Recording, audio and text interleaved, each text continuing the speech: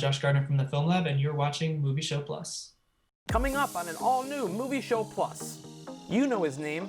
Hamilton is new on Disney Plus this weekend, and I'll bring you my experience with the latest streaming release. Greg Russell has several more interviews, and I got to talk with Paula Patton, star of the new family-friendly film, 4 Kids and It. All that plus a whole lot more coming up on Movie Show Plus. And the world's gonna know your name. What's your name? Alexander Hamilton. My name is Alexander Hamilton.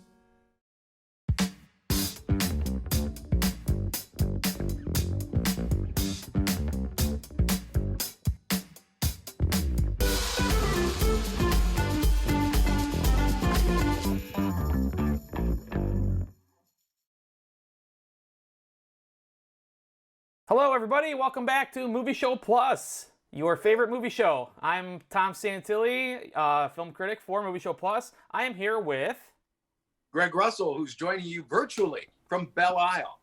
Gotta love the Belle Isle fountain behind me there. I can feel a bit of the water, Tom, just coming down on the back and the heat in the front. Gosh, I feel like it's it again. Beautiful, beautiful, beautiful. Time stands still whenever Greg Russell is around. That's right.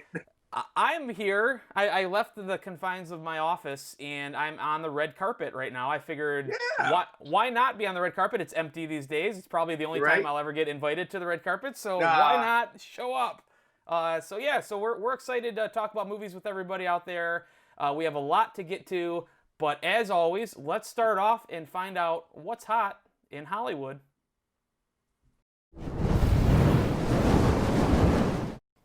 All right, Greg, so it is moving so quickly, the news that comes out of Hollywood and the movie industry and when people are going to get back to the theaters. Even right after we aired, we had announced that Tenet was delayed till July 31st. Well, since we last talked, it's now been pushed back into August. As these movies continue to get pushed back and back and back, it looks more and more like we're not going to have a summer movie season at all.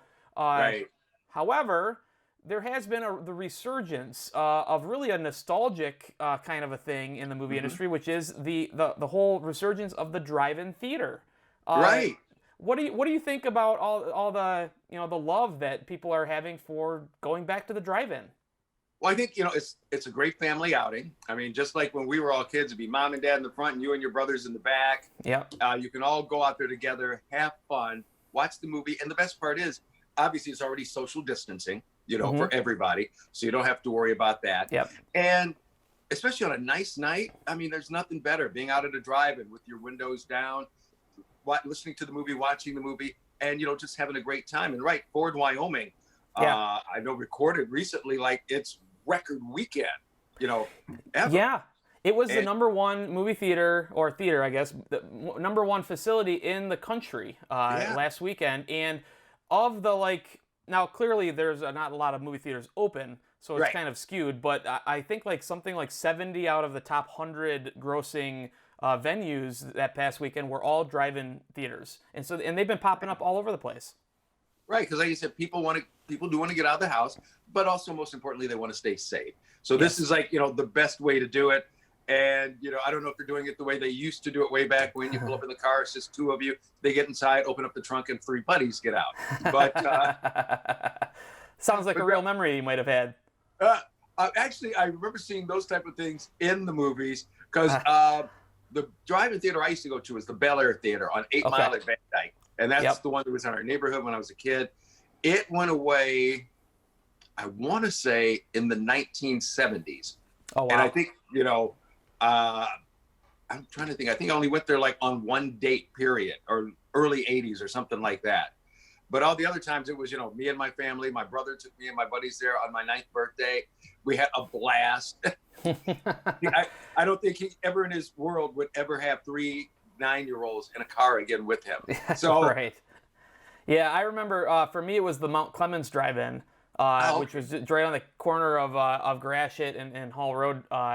And I mean, I was young, but I do remember I have some of those memories of going there. And I think, and that's what I think is kind of cool. Prior to the whole pandemic, there's a big wave of nostalgia. They're remaking all of our favorite shows. Yeah. So I do feel like the drive-in was just kind of something that maybe it was waiting to come back anyway, but this, of course, definitely pushed it on. Well, everybody, for this week, that's what was hot in Hollywood. So, Greg, I'm going to turn the tables on everybody out there. Usually, the big, lead interview of the episode is a Greg Russell spotlight, a Greg Russell interview. Yeah. But this week, I got to talk to somebody that was a star in a movie. I can't believe it. Paula Patton, who I love. Great actress, Paula Patton. She's in a new family-friendly film called The Four Kids and It. It stars the voice of Michael Caine alongside Paula Patton. And Greg, here's my interview. Fantastic.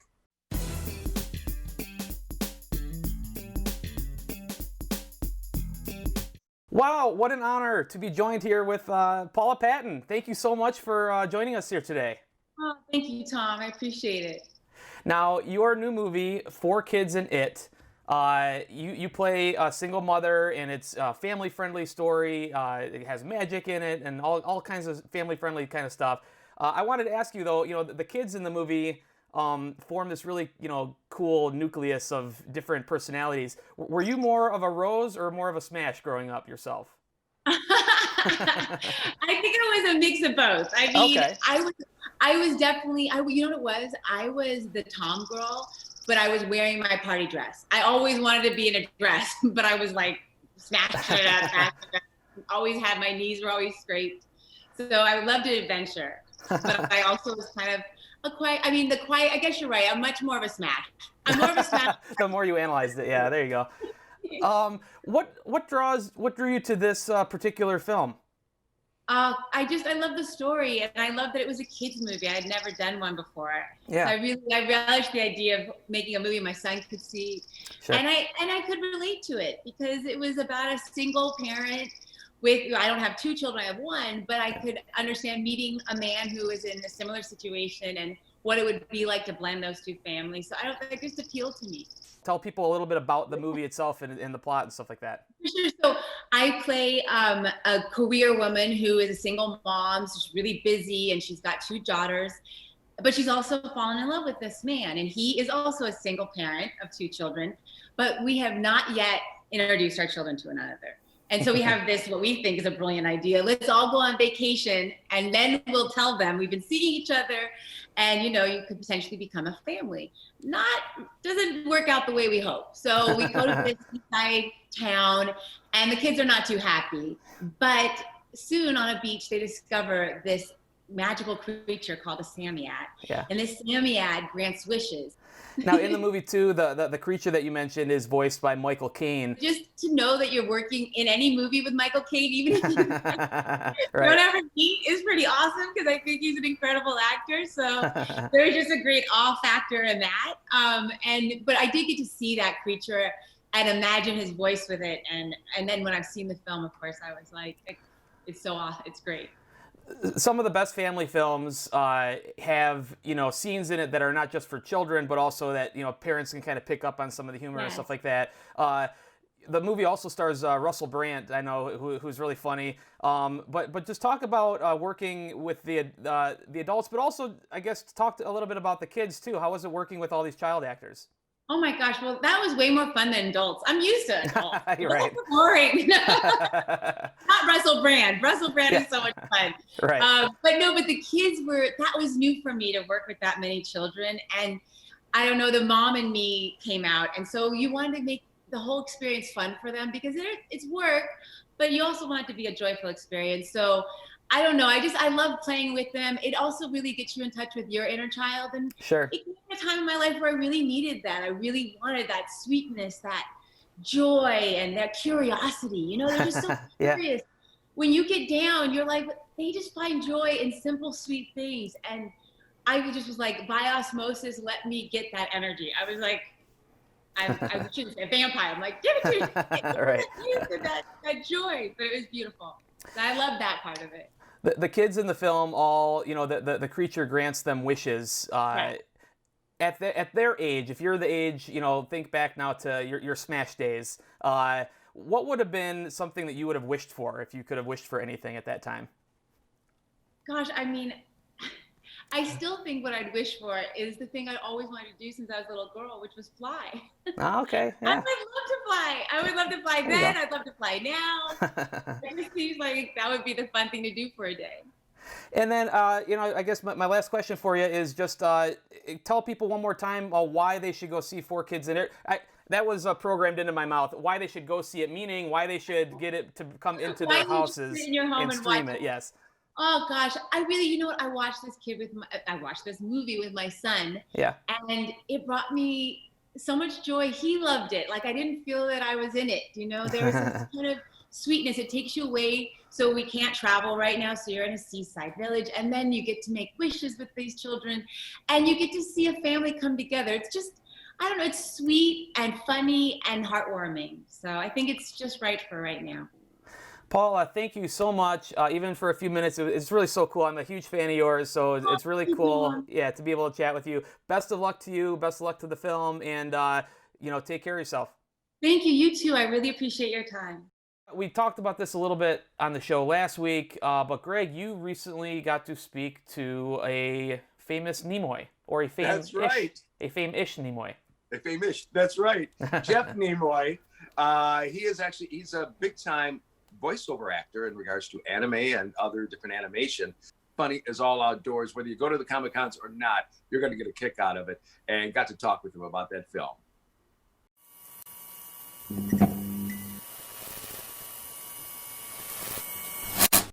Welcome back to Movie Show Plus. I'm Greg Russell, and as you know, we like talking to filmmakers, people who've got movies coming out.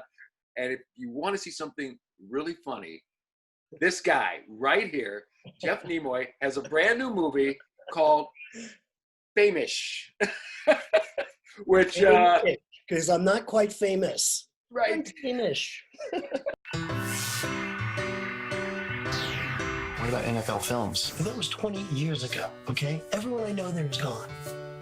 Or dead. And just go back to anime. You're a superstar in that world. Actor, writer, director. Jeff Nimoy. It's complicated. I'm with GeekCon. We were wondering if you'd like to be a VIP guest again. I don't really do anime conventions anymore. How does $3,000 sound? Wolfwood is definitely my favorite character of all time. When he died, I cried like a little baby. I cried too. When he died, I was out of a job. Is this pretty much the way you remember it? Smells the same. You're playing yourself, so yeah. I'm sort of playing myself. Right. I'm playing a fictionalized version of myself, much like Larry David did in Curb Your Enthusiasm, right. Or I like to say Matt LeBlanc in Episodes, another great show. I experienced a health scare back in 2017. I had a brain tumor, but it's all good now. They got it all. Good. And I don't recommend anyone getting a brain tumor, but Right. I recommend everyone surviving a brain tumor because it changes your perspective of life and it moves your bucket list way up. And number one on my bucket list was to write, direct, and produce a live action movie. I've done animated movies my whole career, but I've never done a live movie. I mean, if you want to make a movie, don't do it in LA because I would have had to get so many permits and Right. it would have cost me a fortune to do it at LAX. But the Midwest, they're more than happy to let you, come. So please make movies in the Midwest, please, everyone. Come to Michigan. Come to Michigan. Yes. Oh, Michigan. Sure. Next time. So Famous 2, Michigan Comic-Con. There you go. We'll do apple picking in the fall, the whole thing. Fabulous. Donuts and apple cider. Oh, you have been here. Yes, great. Have to just ask this because I know people will be going, Nimoy, I've heard that last name before. Yes, Leonard was my son. I raised him to be a good boy. Yes, you did. Leonard is my, get this right, the second cousin, once removed. If anyone's interested in hearing more about my relationship with Leonard, I wrote this article that's very popular. It's called The Other Nimoy. These are the voyages of a second cousin once removed. It's on medium.com. You can find it everywhere. I'm not hard to find on the internet. I've been around for a long time. But Leonard, people will love to know that Leonard was just the most amazing guy, the most generous guy. I miss him every day. Jeff Nimoy, Fame-ish. Check it out, folks. Thank you so much. Can we get you back on, other times? Greg, anytime. Please check it out. www.fame-ish-movie.com. All right. Jeff Nimoy, thank you so much, and we'll be back with more Movie Show Plus coming up. Here's to Adventures in Anime. Yeah.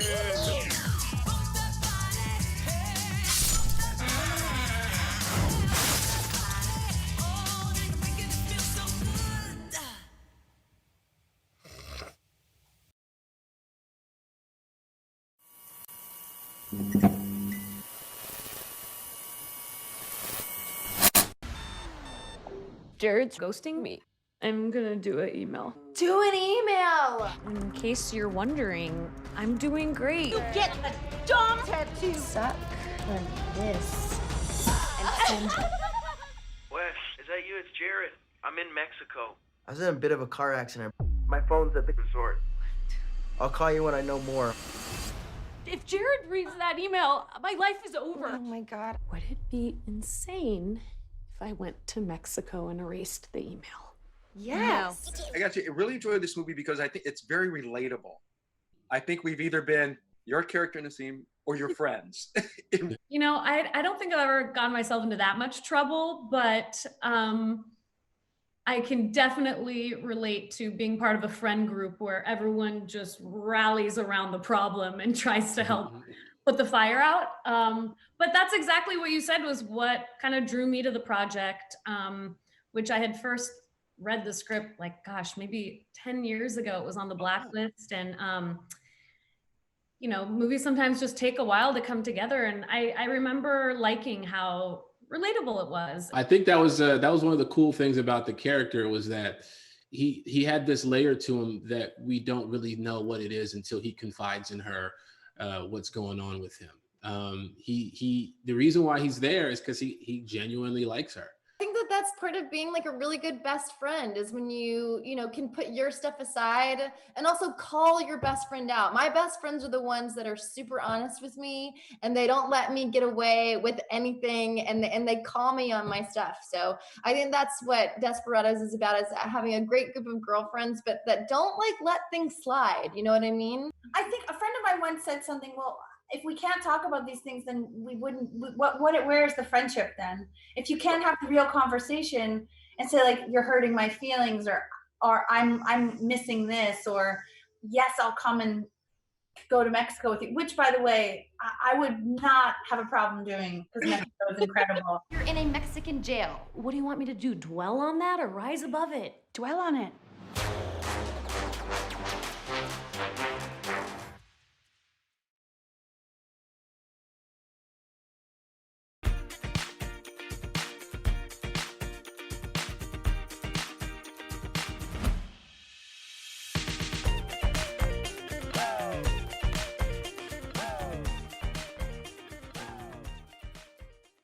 I am not going to sway anybody one way or another as to their opinion on Hamilton. All I will say is that until this recent Disney Plus release, I had never seen it. I have always wanted to go to the stage play, so therefore I had really kind of kept myself away from all of the Hamilton hype. What I did want to do though is share my experiences watching Hamilton for the very first time, so let's get into that. Plus, stick around after that for my reviews of other films that are new to streaming this weekend. Wow! If you've never seen Hamilton, don't fret, you're actually not alone. I confess that not only had I not seen it until now, but I had purposely avoided it as much as I could over the years, hoping to one day see it fresh on a stage as it was meant to be. Well, it might not be how Hamilton was meant to be, but now having seen it for myself on Disney Plus, I can assure you, believe the hype. Yes, it is that good. I do wonder what fans who have seen Hamilton live will think of how this version affects them. I suspect, like everything, there's nearly nothing that replaces a live experience, or watching a production with an audience. But there is something to be said about the Disney Plus version and how cinematic it feels. In fact, the camera work and video production on this version of Hamilton is on par with all of the other elements on stage, from the choreography to the singing to the costume design. There's a short introduction from Lin-Manuel Miranda himself, as well as from Thomas Kail, the director of the stage production, who was also smartly tasked to direct this film version.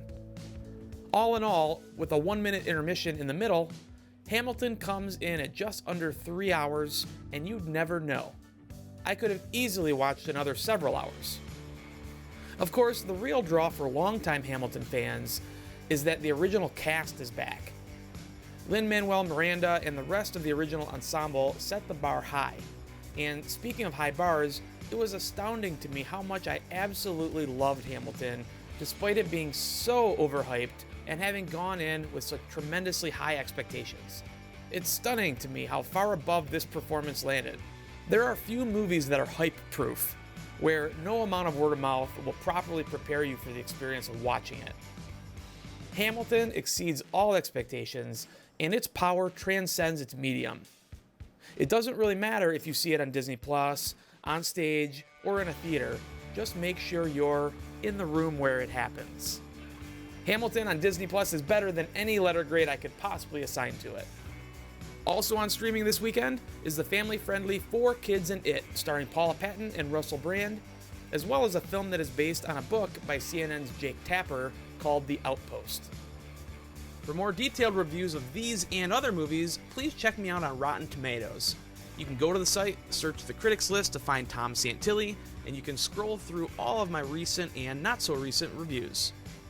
Another good way to find my stuff is to follow me on Twitter at Tom Santilli, or go to the website movieshowplus.com.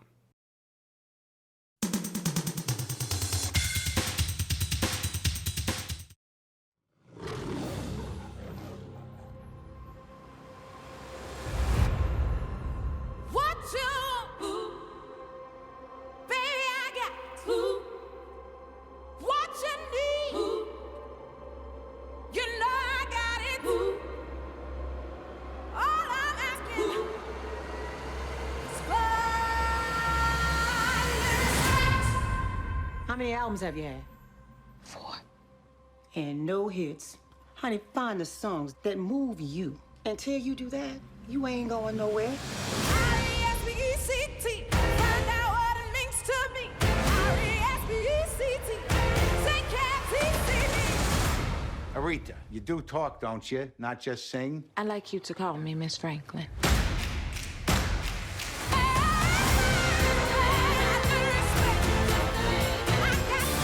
You have to disturb the peace when you can't get no peace. R-E-S-P-E-C-T. Find out what it means to me.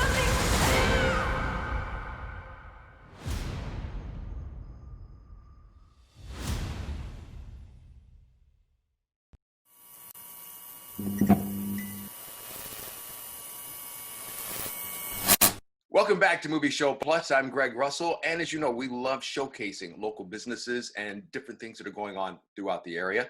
Keith Aldridge, the CEO of Canterbury Village, who has become kind of like a staple here on the show. We love having him on. Keith, good to see you again.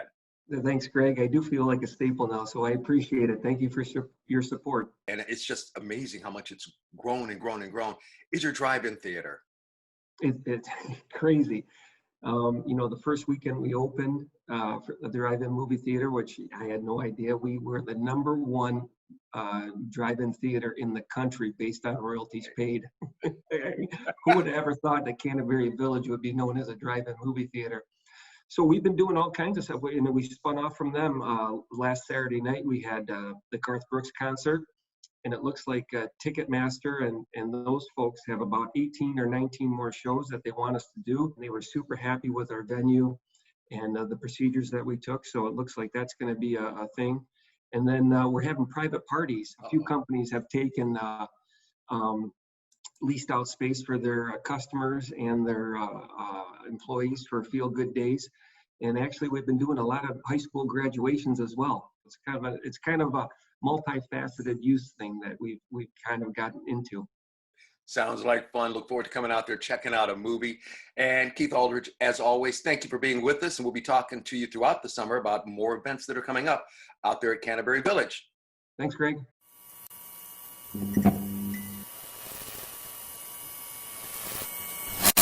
Right now, joined by the one and only, the man himself, Dave Gar from A Dream Limousine. Hey, Dave. I'm privileged to be with the man, the myth, the legend, Greg Russell. Tell him a little bit about A Dream Limousine. Well, A Dream Limousine's been in business 17 years. You know, we started with just a few little limousines, you know, doing parties and weddings and such. And, you know, over the years, we've grown into a very larger company with a lot of party buses, brand new scenes. We've even gotten into sedan and SUV service for airports or whatever. And I'm glad you got a hold of me today because I was working on this bus, as you can see in the back here, getting it ready for a drive-through graduation tomorrow. Oh, okay. So yeah, it's gonna be a fun one. But honestly, those city tours, those have been probably the most unique thing that we've done in a long time. They are. It's always fun. I mean, we take you throughout the city of Detroit, and the thing that I always love the most, Dave, is when people would tell us, I've never seen this before. And are you in our tour bus? I'm in one of our buses. This is our small 10 to 12 passenger party bus, but we do have buses all the way up to 40 passengers. So if they want to take a tour with, say, 35 people, we're more than happy to help them out. Hey, Dave, thanks so much for coming on with us today. And like I said, I've ridden with Dave for many, many years. Excellent driver, great guy. And our joke has always been, you know, sometimes we'll set up an appointment and be like, Dave, can you pick me up at 9? I look out my window at 8:15. Dave's there.